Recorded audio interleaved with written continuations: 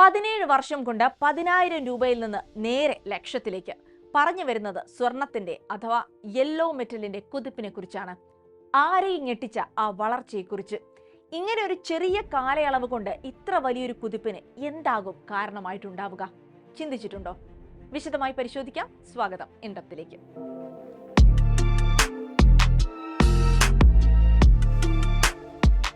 സ്വർണം എന്നത് ലോകമെമ്പാടും ആരാധകരുള്ള ലോഹമാണെന്നതിൽ വലിയ തർക്കമില്ല. ആ ജനപ്രീതിയാണ് സത്യത്തിൽ വിലക്കയറ്റത്തിന് പിന്നിലെ കാരണങ്ങളിൽ ഒന്ന് എന്ന് വേണമെങ്കിൽ പറയാം. 2008 ആഗോള സാമ്പത്തിക മാന്ദ്യം ഓർമ്മയില്ലേ?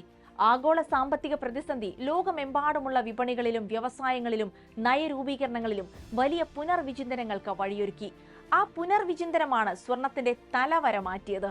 World gold council chief market strategist John read ഉൾപ്പെടെ ഇത് സമ്മതിക്കുന്നുമുണ്ട്.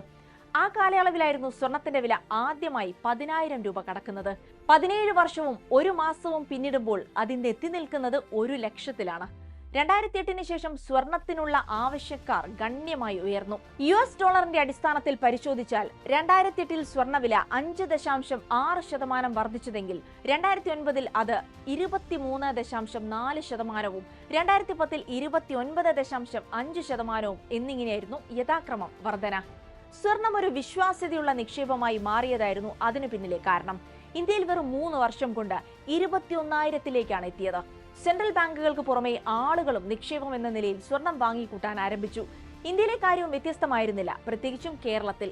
പിന്നീട് അങ്ങോട്ട് യുദ്ധം, സാമ്പത്തിക പ്രതിസന്ധി, ട്രംപിന്റെ താരിഫ് യുദ്ധം എന്നിങ്ങനെ സാമ്പത്തിക മേഖലയ്ക്ക് തിരിച്ചടിയാകുന്ന എന്തൊക്കെ സംഭവിച്ചോ അതെല്ലാം സ്വർണത്തിന് മാറ്റുകൂട്ടുകയായിരുന്നു. കോവിഡ് കാലവും ഈ വിലക്കയറ്റത്തിൽ ഒരു പ്രധാന പങ്ക് വഹിച്ചിട്ടുണ്ട്.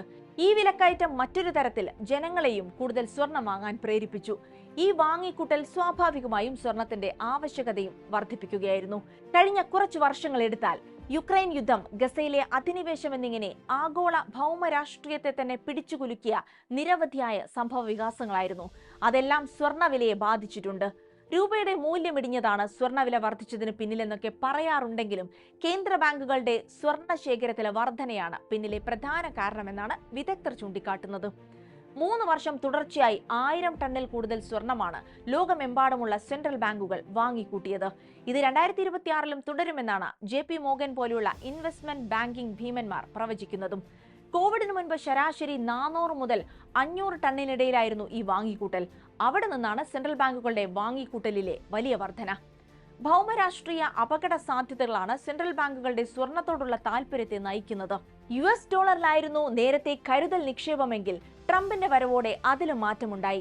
നിലവിലെ ഏകദേശം 36,000 ടൺ സ്വർണം സെൻട്രൽ ബാങ്കുകളുടെ പക്കലുണ്ടെന്നാണ് കണക്ക്. ഭാവിയിലേക്കുള്ള നിക്ഷേപം എന്ന നിലയിൽ സ്വർണം വാങ്ങുന്നതിൽ മലയാളികളും പിന്നോട്ടല്ല. ഇന്ത്യയിൽ തന്നെ ഏറ്റവും അധികം സ്വർണ്ണ കച്ചവടം നടക്കുന്ന സംസ്ഥാനമാണ് കേരളം. പ്രതിവർഷം ഏകദേശം 1.10 ലക്ഷം കോടി രൂപയുടെ സ്വർണ്ണ കച്ചവടം കേരളത്തിൽ നടക്കുന്നുണ്ടെന്നാണ് കണക്ക്. കേരളം ആസ്ഥാനമായുള്ള 5 ബാങ്കിതര വായ്പാ സ്ഥാപനങ്ങളുടെ പക്കൽ മാത്രം ബ്രിട്ടന്റെ സ്വർണ്ണ ശേഖരത്തെക്കാൾ കൂടുതൽ സ്വർണമുണ്ടെന്നാണ് കണക്കുകൾ വ്യക്തമാക്കുന്നത്.